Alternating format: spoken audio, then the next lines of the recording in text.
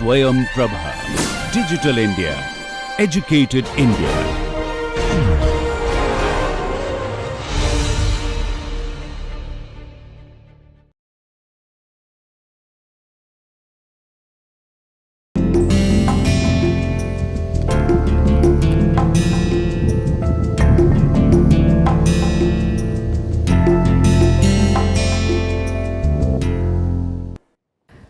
So, we are going to look at popular forms of music in this lecture. So, obviously the question arises as to how some musical forms become popular and what are the factors that contribute to this popularity. Historical factors, socio-political factors, economic factors, and would marketing and good packaging, as they call it these days, in itself be enough for any kind of music to become popular, or are there other things that are required, a particular kind of context in which this music has to be situated for it to become popular. And when music is popular, a particular kind of music becomes popular, then the point is where are the points of agency for the artist, for the forms of music, and what kind of new patrons, what kind of new audiences are being formed when a new musical form comes into being or becomes popular. And also who are left out. So, what kind of new patrons and audiences emerge, and what kind of patrons and audiences have been excluded when a particular kind of music becomes popular. And we all know that music keeps changing with time, popularity wise. So, obviously then we will have to situate music in that particular period in order to understand why something was popular, say in the 1950s, but it will no longer work today, and why is something popular now which would not have been possible at all back in those days. So, these are some of the questions which come to mind when we talk about popular musical forms. Again, can anthropologists look at it? Should this be left better to people in management and communications and other disciplines, even music, scholars of music to look at it? Anthropologists are making an argument that you cannot understand music without looking at the particular socio-cultural context, and therefore it is very much an object of study for anthropologists as well. In fact, Milton Singer himself said way back in his work on When a Great Tradition Modernizes, he said that cultural performances are to be seen as institutions in themselves, and music is just one kind of performance. And even in the 1960s, Alan Merriam had come up with a book called Anthropology of Music. Of course, it has taken a long time for music to become that important a study. It is still located in a kind of interdisciplinary topic called ethnomusicology, where a lot of people who study music locate themselves, particularly from the anthropological perspective. But ethnomusicology also focuses largely on the structures of music and the technicalities of music, whereas an anthropology of music will not necessarily be focused so much on that as much as on why is this form now very popular, what conditions have made this popular, what communities and groups are associated with a particular kind of music and who are not, and the kinds of hierarchies and divisions and various combinations that music can sometimes, many times actually, cause within a society, and how certain forms of music can bring very disparate groups together, one we wouldn't have imagined at all. So that is where an anthropological focus will be. So there it differs a little bit from ethnomusicology. And music, like any other cultural object, is performed, transformed very much over a period of time. Popular music, of course, also has to have a little bit of support from mass media, and their technological development becomes very key, as we will notice when we look at more contemporary forms of music. But even within the last 100 years, if we have to look at some popular forms of music, we will see that a technological development, whether it is a gramophone, whether it is radio, or now CDs, and people are downloading music from online. The technologies of music also have a connection with the kind of music that comes out at a particular period.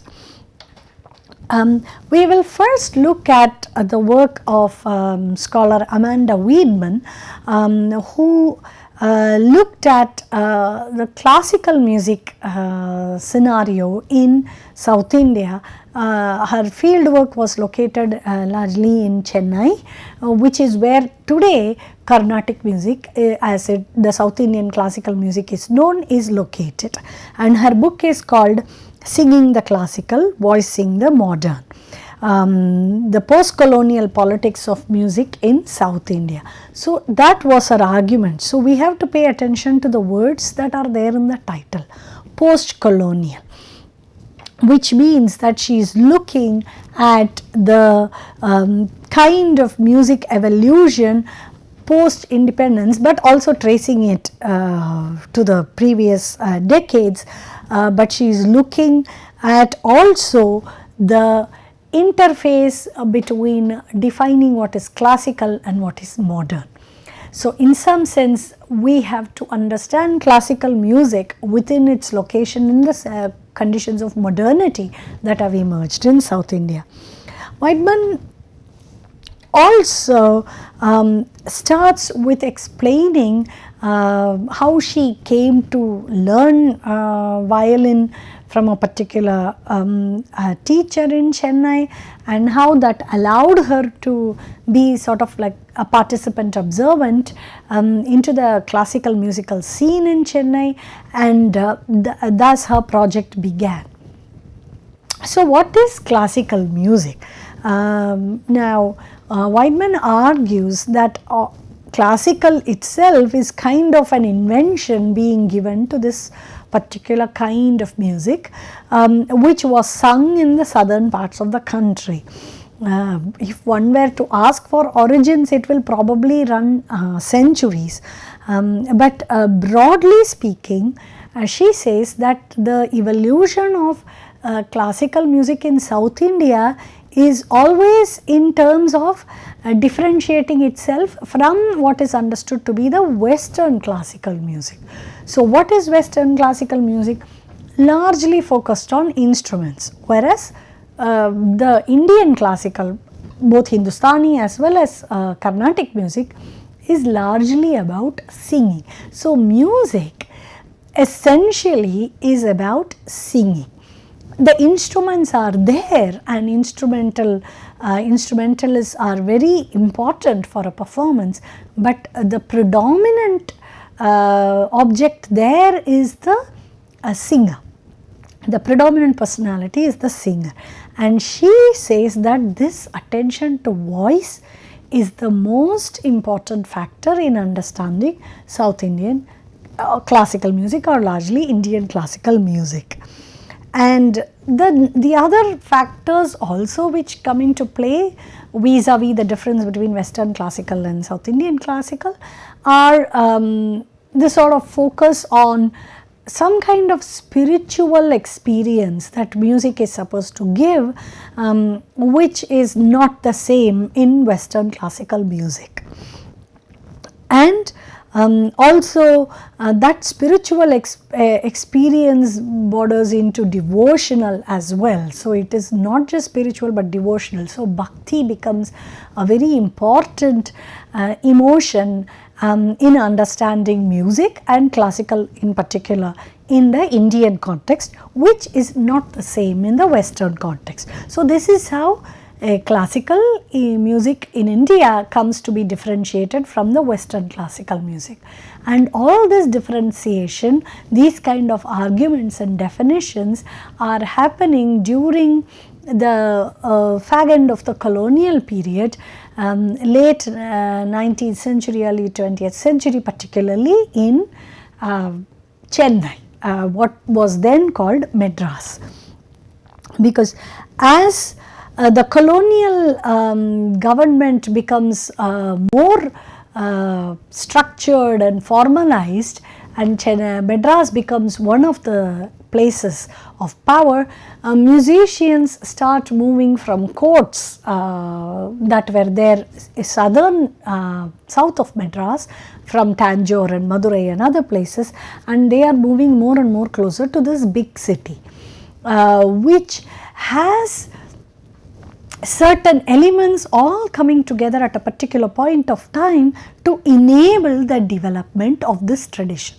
So, what are the factors? So, in the book she discusses these factors as the nationalist movements, technologies, gramophone, and then later on other technologies, but also the colonial administration attracting large numbers of people from the upper caste, who then are able to fund and build these organizations which play a very key role in music, in the sort of development and patronage of classical music in Madras, Chennai as it is now known. And even now, even today, Chennai is considered as the center for South Indian classical music or Carnatic music.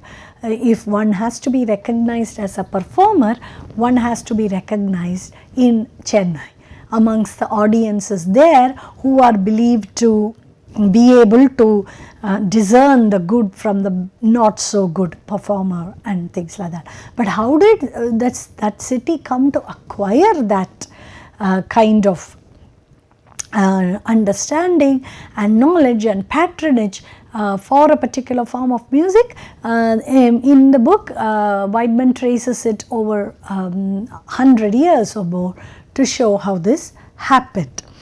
So, there are institutions in Chennai which play a huge role, and so she concentrates in her work largely on the voice. She says the voice is the anthropological object for her in this work, like that is what she is focusing on. And one can think about the voices that come to define in some ways the nation, the new Indian nation, the newly emerging Indian nation.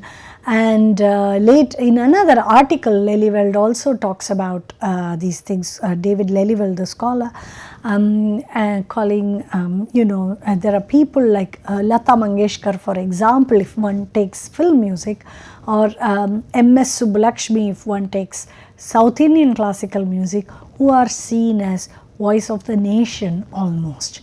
These voices come to define who will be representing this newly emerging nation in the field of music. And incidentally, both are recipients of the Bharat Ratna, and M.S. Subbulakshmi's case is particularly interesting from an anthropological point of view,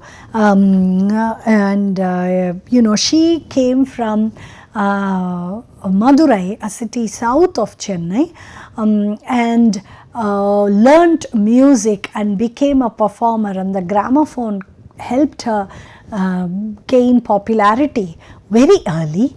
and though not of the upper caste, the Brahmin caste, by virtue of her marriage and by virtue of her singing becoming very popular, along with the nationalist movement in which her husband was involved at the same time, and also her brief role in films as Shakuntala, as Mirabai, as Narada,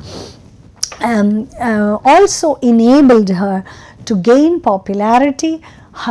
Her way of dressing, her way of carrying herself, her personality, all came to be associated over a period of time with that of this sort of good, auspicious woman, the way a woman is supposed to dress and behave, particularly from the upper caste. And all of these things, in addition to her voice and the kinds of songs that she chose to sing, infused with bhakti, also enabled her, as well as the kind of music, to become representative in some ways of voice of the nation, at least of southern India, and definitely of Carnatic music and the Madras Carnatic music scene.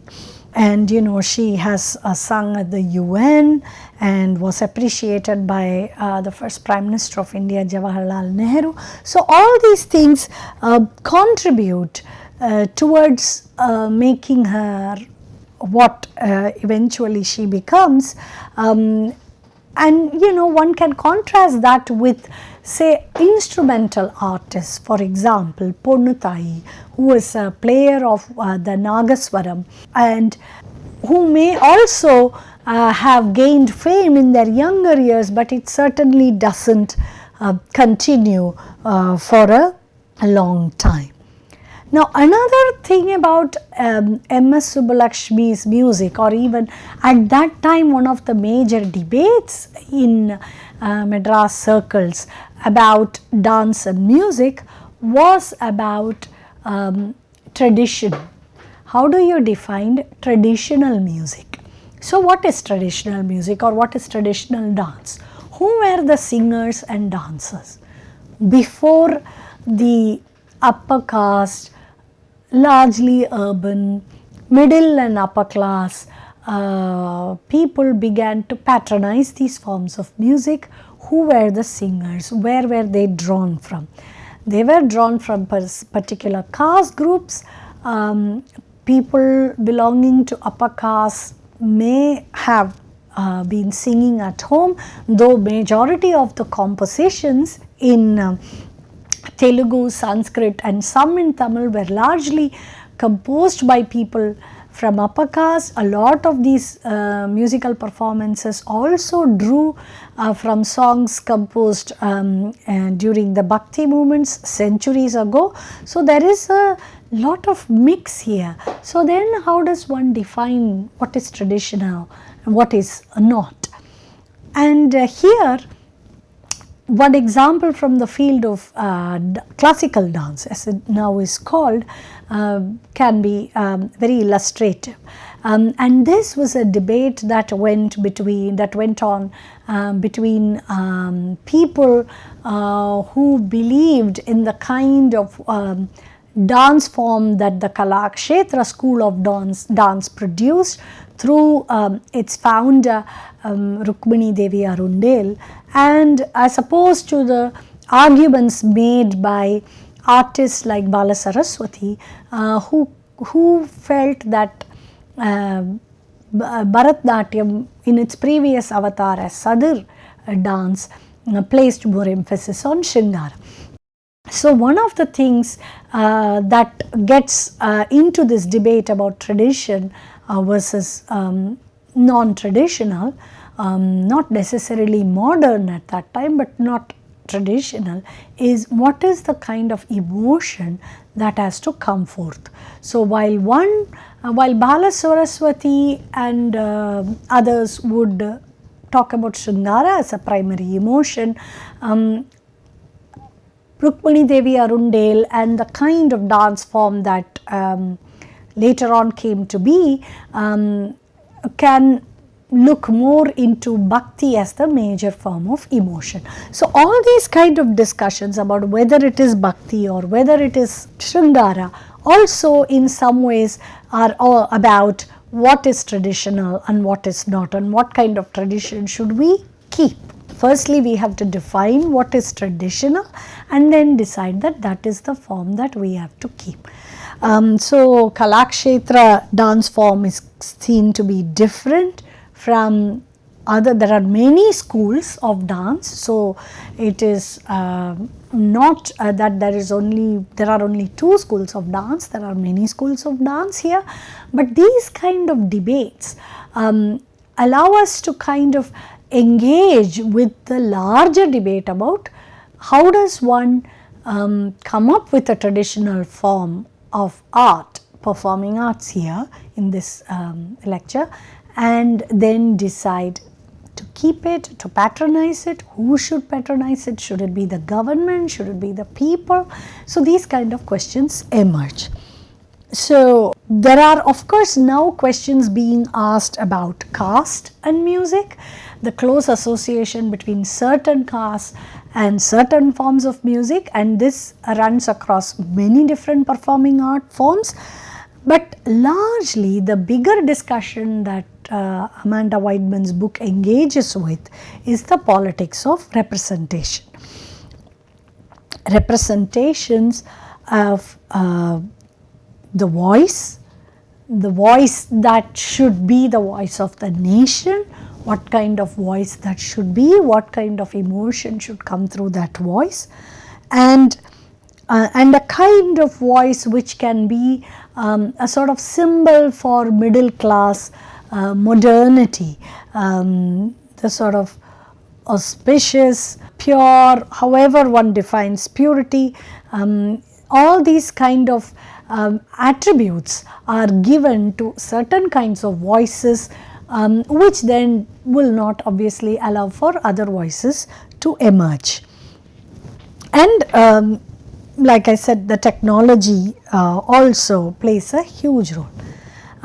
While M.S. Subbulakshmi was a very popular artist, and Carnatic music is still popular, even though in a one can argue that within a smaller circle of people, the bigger form of popular music in India is obviously film music. And film music is as referred to the common denominator. Everyone across India, most people would be listening to some kind of film music or another. And in some ways, film music also allows for the kind of regional identities to come to the fore. So, there are regional identities and then there is a national identity, and just like cinema which can transcend boundaries, film music can also do the same and has done the same. So, what then the question is, what can changes about music tell us about the larger society? Even if we take film music as an example, there has been, and even if we take just Hindi film music as an example, as Gregory Booth has worked on largely, there is tremendous variation in the kind of music that was popular in the 1950s to today. How can we explain that? Can we say that it is about technology? Certainly we can. Can we also say about the way in which music is now recorded and played, whether music is recorded within a studio, whether music artists are performing open air, the kind of training that artists, musicians are now supposed to have as opposed to then. In the past, where are we drawing these big singers from? All these questions come into the discussion about how does this change happen?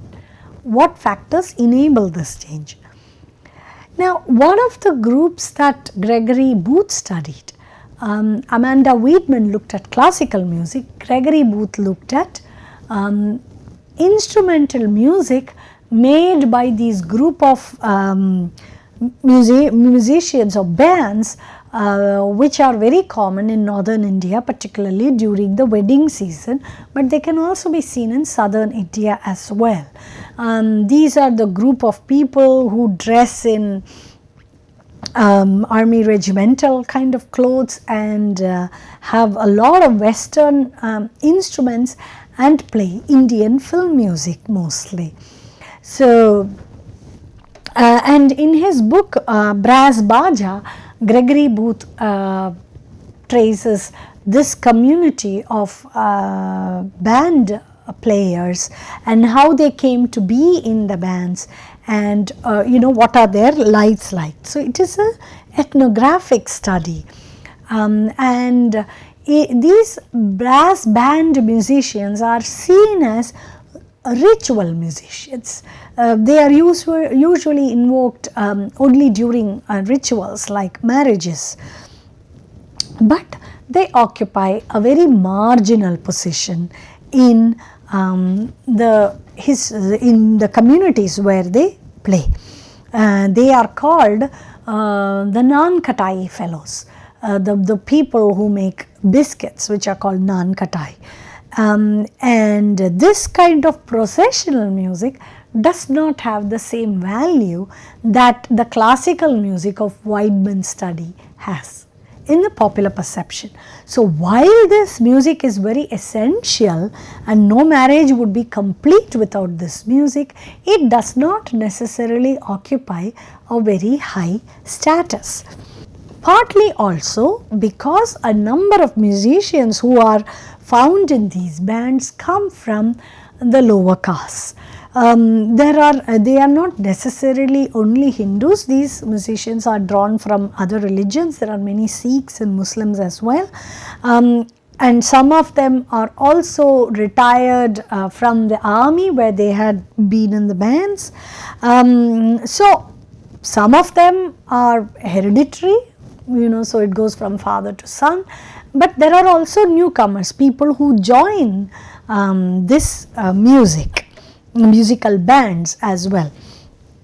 So, obviously the major income generating performance for them is the Bharat music, the kind of music that is played when a bridegroom goes to a wedding and is received by the bride's family. That is called a Bharat, and therefore these musicians play what is called as Bharat music. But obviously this happens on the street. So, just think about where a Carnatic performance happens. It happens, a Carnatic music performance usually happens in a big auditorium, big or small auditorium. Certain acoustical requirements are there. The artist is seated on the stage with all the accompanying instrumentalists, and the audience is seated on chairs in the front. There is a space between the performing artist and the audience, and the performing artist will be seated, not standing, and will start the program with a kind of invocation, a religious small religious song, and then more songs follow. So, there is a lot of quiet in the room, except when the audience applauds after a piece is over. But usually there is a kind of decorum that is expected and maintained and followed. People who go to attend a performance know what is expected of them, both the artist and the audience. In these brass band performers, one of the issues, apart from the fact that they are usually drawn from the lower caste, is also the space where they perform. So, they do not perform inside any assembly hall or an auditorium, they perform on the streets. So, it is that space which also gives them this kind of a marginal position. because there are no listeners for them. I mean, nobody is standing around these brass bands waiting to hear what they will perform. People are just dancing, the music is just in the background, and all the songs that they have is all filmi gana, as Booth says. It's all songs drawn from the movies, which very rarely would classical musicians resort to. Their songs will be largely, primarily composed of songs from the great composers of the past like Tyagaraja, or poets like Bharati, whereas these brass band musicians are playing songs from the movies. So their marginality comes from the communities where they are drawn from, the space where they play, the songs that they play, and the fact that there are no listeners. This is a performing group which has, in some sense, not a lot of audience. They are a ritual requirement almost, and everybody knows that they will play songs like Baharo Phool Barsao, Aaj Mere Yaar Ki Shaadi Hai. Everybody knows these songs, and that is what they play. So almost every Bharat will have these songs. So they are also repetitive. One, they are drawn from the movies, and two, they are repetitive.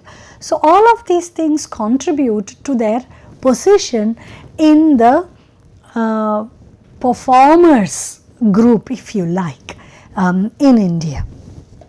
So what are the technologies that have then made some popular while others have not? One very important form, a medium, which has done this is radio. So radio was a huge factor in popularizing classical music as well as film music. But obviously there were discussions about whether it is a form of entertainment, or is it not suitable for the masses, should it be avoided. So how does one get the radio to the people? So these kind of debates have happened. What should be the music of the nation, for example, Lelyveld talks about in that article on music. Should the radio play more classical music, or should it be more focused on film music, which is called as light music in India. So and then there were some objections and worries about which one should be played and which one should not be played, and radio was also seen as some kind of determinant of one's musical abilities. So classical musicians, for example, are graded as artist A, B, and so on. So it also establishes their musical ability and knowledge and capacity. So one of the issues with playing a lot of film music was also about the content of the film music, and but eventually film music had to become very important because people were anyway listening to them. So we also know that radio is a very important form for governments across the world. Everywhere radio plays a very important role, and so it does in India. We also know that radio programs such as Bina Ka Geetmala, for example, played a huge role in popularizing Hindi film music. People would huddle around to find out which were the top 10 songs in that time. And then comes Vivid Bharati, All India Radio's station which plays film songs, and that also then become popular. So the technology of radio popularizes film songs, it popularizes the voices of those singers, it popularizes the films themselves. Films become popular because the songs are popular, and therefore it plays a huge role, it has played a huge role in popularizing film music before the technologies that we have today arrived. It was radio which played a huge role.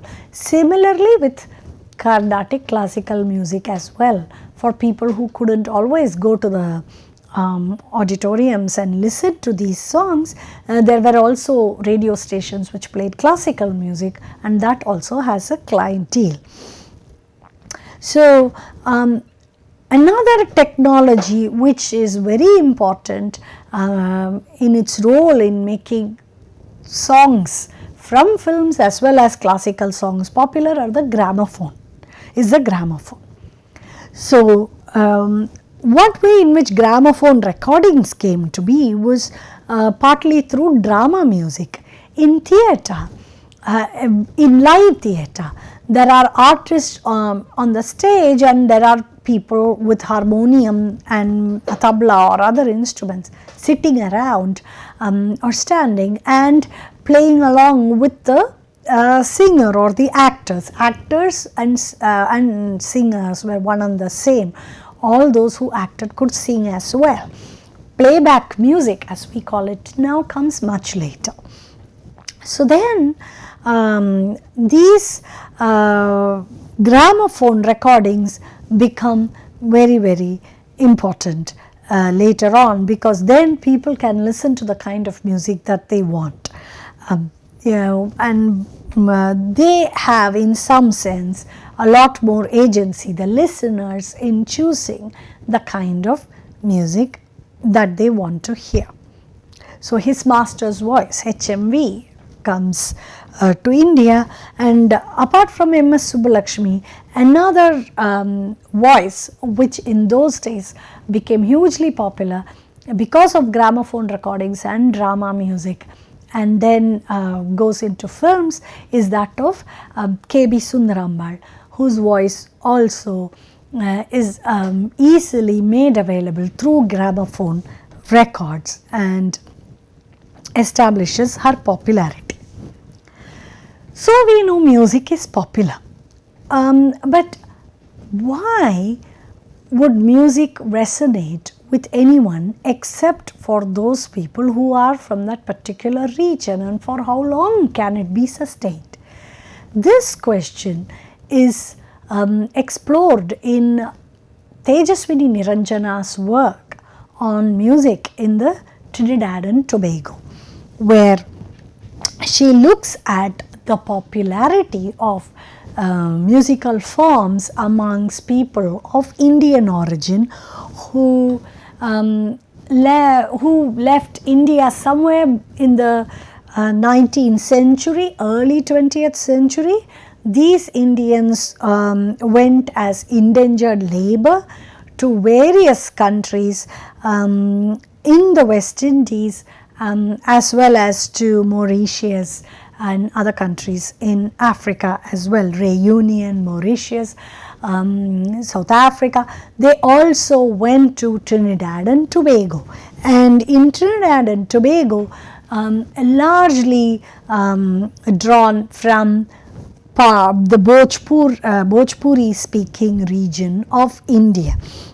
So in fact Tejaswini Niranjana's book is called Mobilizing India, because partly through the popularity of a particular kind of music, the people of Indian origin settled there over nearly 200 years still invoke the nation that their ancestors left behind long time ago. So there are two kinds of musical forms that Tejaswini Niranjana looks at very closely. One is the calypso, another one is the chutney soca.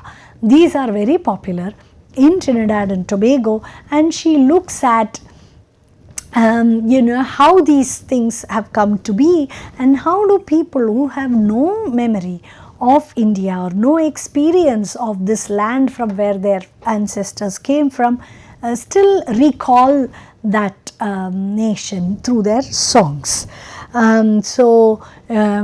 You might remember that some years ago the Prime Minister then of Trinidad and Tobago, Kamla Prasad Bisesar, came to India, and she was given the Pravasi Bharatiya Divas Samman, and she also visited the place from where many of these ancestors of the current residents in Trinidad and Tobago came from, in those parts of Bihar and UP. But particularly with regard to her work, there is a form of musical practice called Tan singing, which is also very popular in Guyana and Trinidad. But music in these regions is seen as a link to their tradition. So it is music that is keeping them connected to this land they left 100 or more years ago. So obviously in the beginning these songs were all in the oral form, eventually they come to be written down.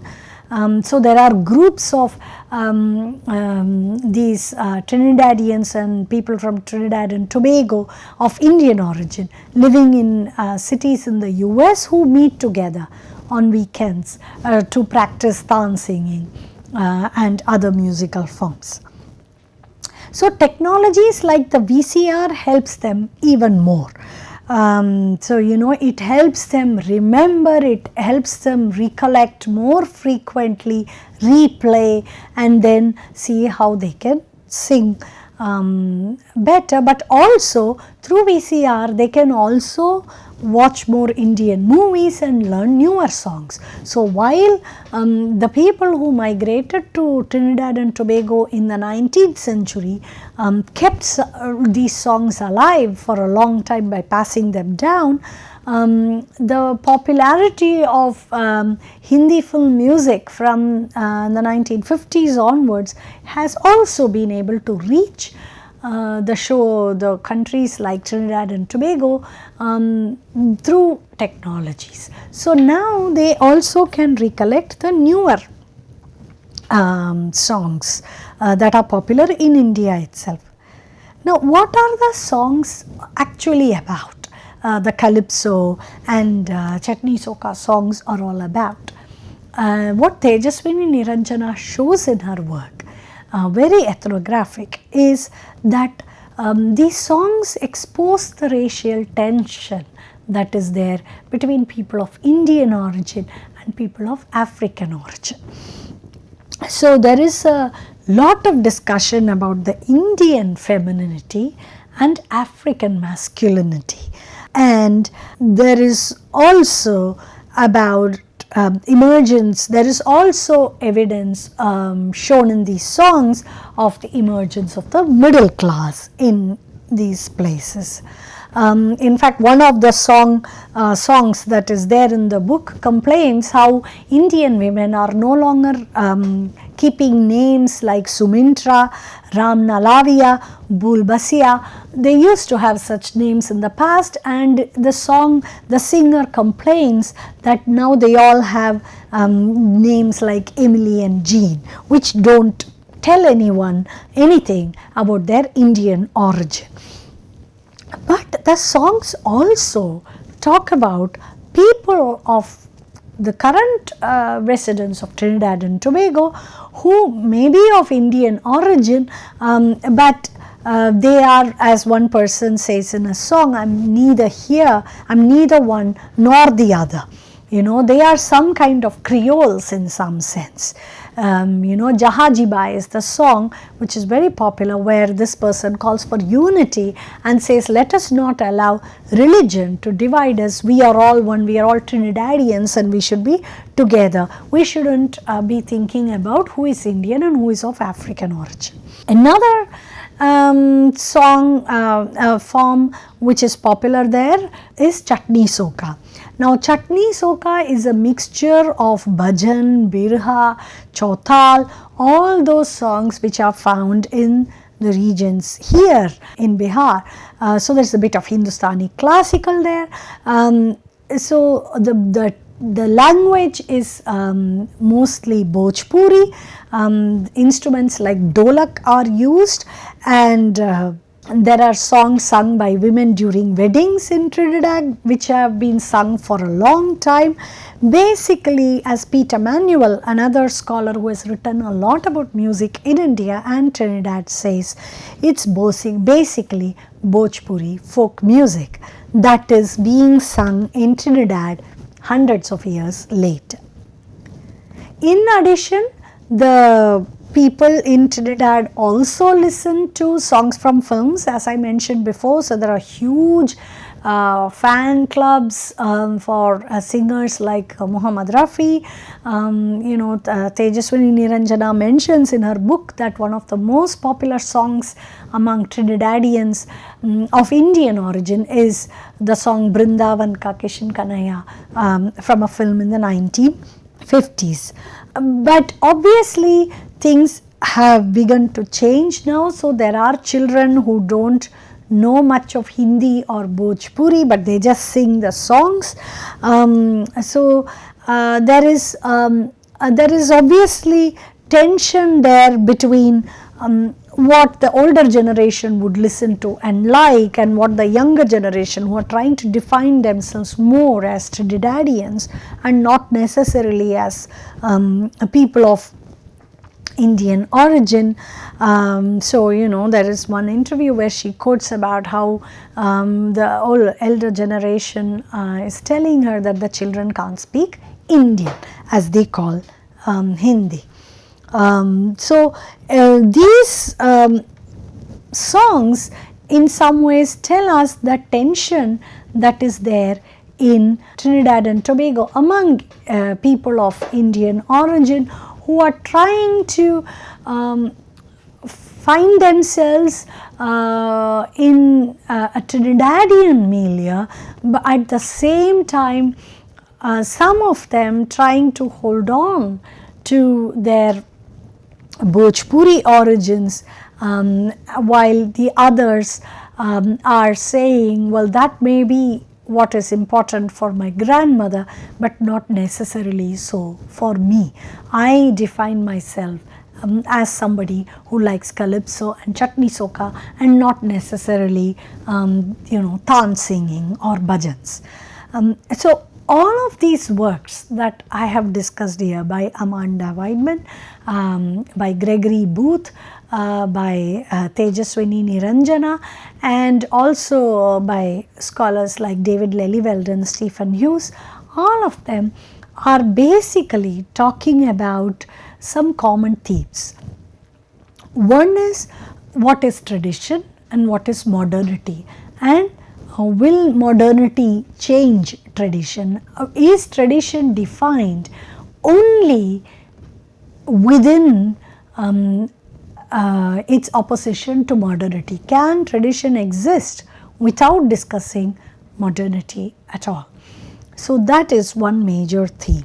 And another important aspect is how far can technology influence the kind of music one listens to, the spaces where music will be performed, and the people who will be the sort of drivers or agents of these kinds of music. So there needs to be more research on newer forms of music in India and elsewhere for us to understand, who are the main actors now. But from these studies, what we understand is how technology can be an agent for changing musical forms, bringing new communities, excluding communities that do not have access to these technologies or who are prevented from accessing these technologies due to cost or location or something like that. The study by Tejaswini Niranjana also shows, as do studies on the importance of cinema for the Indian diaspora. Niranjana's work also shows the importance of music for the Indian diaspora, and how people who left India 150 years ago, communities that left, have still kept these musical forms alive, but obviously the forms have changed significantly.